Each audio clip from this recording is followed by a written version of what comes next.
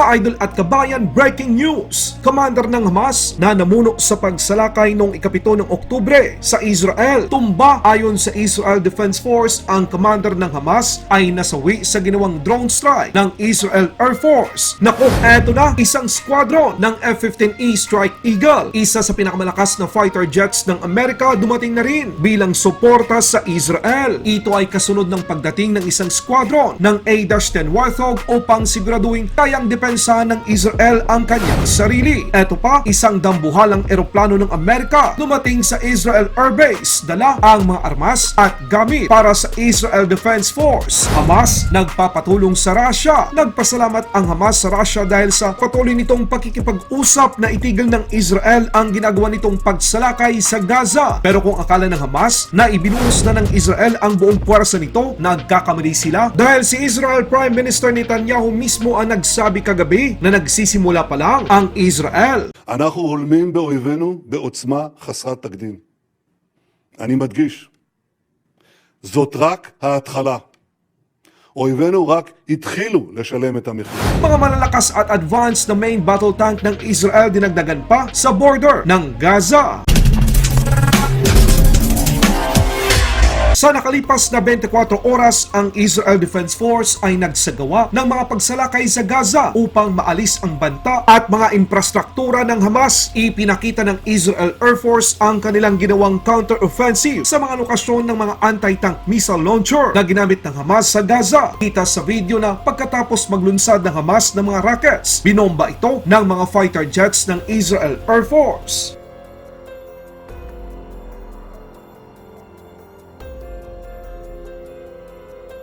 Kinumpirma ng Israel Defense Force na nasawi ang isang commander ng Hamas na namuno sa pag-atake sa Israel. Noong nakaraang linggo, ipinakita ng Israel Air Force ang ginawang pag-airstrike sa operational headquarters na ginagamit ng Hamas. Sa panahon ng pag-atake ng Israel gamit ang combat drone, nasawi si Ali Kadi, isang company commander ng Nukba Unit. Nang sinabi ni President Biden na ang Amerika ay nasa likod ng Israel, hindi ito nagbibiro. Panibagong suporta ng Estados Unidos sa Israel, dumating na ang F-15E Strike Eagle na sasakyang panghimpapawid ng 494th Expeditionary Fighter Squadron ay dumating na sa US Central Command Area of Responsibility nitong ika-13 ng Oktubre taong kasalukuyan upang palakasin ang postura ng Amerika at pahusayin ang mga operasyon sa himpapawid sa buong Middle East. Ang pagdating ng mga F-15E Strike Eagle ng 494th Expeditionary Fighter Squadron ay kasunod ng pag-deploy ng squadron ng A-10 Warthog ng 354th Expeditionary Fighter Squadron sa US Central Command. Ang pagdating ng mga fighter jets ng Amerika ay isang pagpapakita ng mas malakas na puwersa sa Middle East matapos dumating din ang USS Gerald Ford Carrier Strike Group sa Mediterranean Sea malapit sa Israel. Ito ay pagpapakita ng solidong alyansa ng dalawang bansa at isang babala naman sa mga bansang nagbabalak na subukan ang lakas ng Israel at Amerika. Dagdag pa dito, ipinakita ng Israel Ministry of Defense ang isang video ng pagdating ng dambuhalang eroplano ng Amerika sa Ivatim Air Force Base sa Israel. Nagpasalamat naman ang Israel Ministry of Defense at Israel Defense Force kay US Department of Defense Secretary Lloyd Austin III. Dala ng eroplanong Boeing C-17 Globemaster III ng Amerika ang mga armas at gamit para sa Israel Defense Force. Kita naman sa isang video, mga kabayan, ang malalakas na tangke at armored personnel carrier na idineploy pa ng Israel sa border ng Gaza.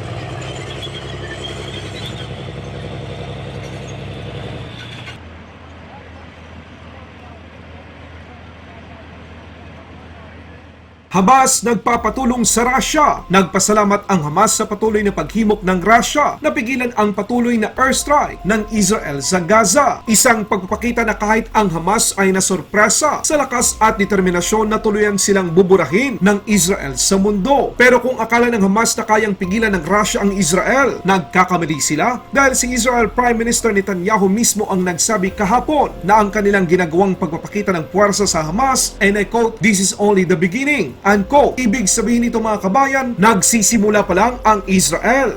Hindi maikukubli na nararamdaman ng Hamas ang bagsik at hindi ng ganti ng Israel. אזרחי ישראל, שבת שלום לכם.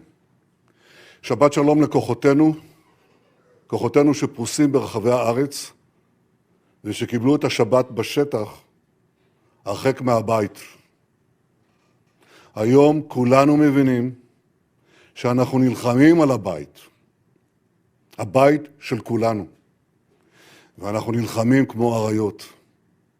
החיילים והחיילות, השוטרים והשוטרות, אזרחים ואזרחיות, כוחות הביטחון, הרפואה וההצלה, ואתם אזרחי ישראל עם רוח ההתנדבות הכבירה שלכם, שמרגשת את העולם כולו. כולנו מגויסים, כולנו מאוחדים.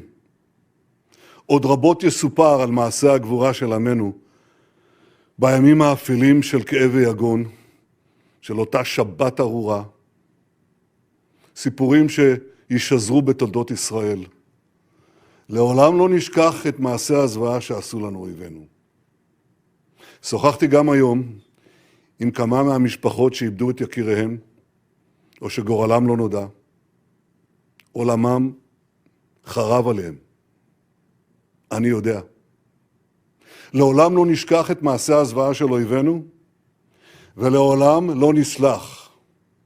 ולא ניתן לעולם, או למישהו, להשכיח את הזוועות האלה שלא נעשו לעם היהודי בעשרות השנים האחרונות. אנחנו הולמים באויבינו בעוצמה חסרת תקדים.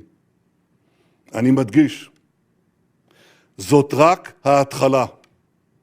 אויבינו רק התחילו לשלם את המחיר. ואני לא אפרט מה שיבוא בהמשך. אבל אני אומר לכם, זאת רק ההתחלה. בשיחותיי עם הנשיא ביידן ועם מנהיגים אחרים בעולם, ובמאמצים רבים אחרים, אנחנו מגייסים לישראל תמיכה בינלאומית כבירה. נפגשתי היום עם מזכיר המדינה של ארצות הברית. אנחנו מבטיחים את המשך המלחמה עם עוד תחמושת שמגיעה לארץ, עוד אמצעי לחימה. אנחנו נחסל את החמאס, אנחנו נביא ניצחון. זה ייקח זמן, אבל נסיים את המלחמה הזאת חזקים יותר מאי פעם. ייתן השם את אויבינו, הקמים עלינו, ניגפים לפנינו. שבת שלום. Laban Pinas.